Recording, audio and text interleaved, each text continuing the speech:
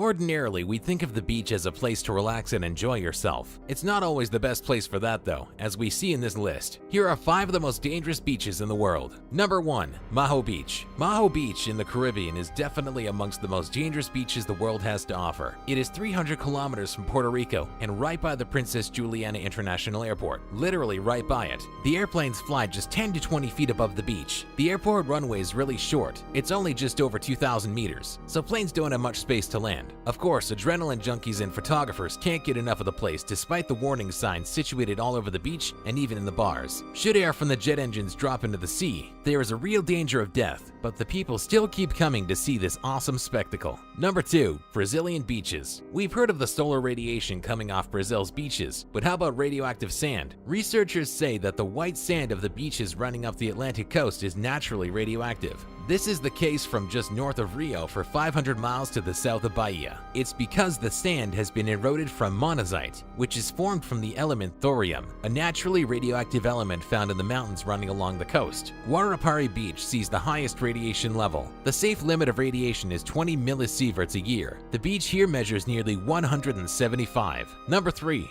Reunion Island. Our next dangerous beach is around 100 miles off the southwest coast of Madagascar. Reunion Island has officially been owned by France since 1946, although it's known to have been home to French settlers ever since the end of the 16th century. December 20th is nationally celebrated each year, marking the abolition of slavery in 1848. It is situated above a hot spot in the crust of the earth and sees rainfall on a world record scale. It is also famous for its sharks. There have been 7 deadly attacks since 2011, with 9 other people injured. When we put these numbers into context, you can really see the scale of the problem. There are just 65 attacks involving sharks each year. Obviously, the high risk of being mauled by a shark has affected the tourist industry to the island, which was once a tourist hotspot. Last year, registration for surfing fell by 3/4, demonstrating just how serious the problem is for the local economy. Number 4. Shield Bay. Shield Bay in Russia is said to be perfect for surfing, that is if you ignore the risk of radiation poisoning. In order to surf there, you have to apply for a special permit. The problem is caused by disused nuclear submarines which leak radiation into the water. The potential for radiation poisoning was demonstrated when a whale died in 2002.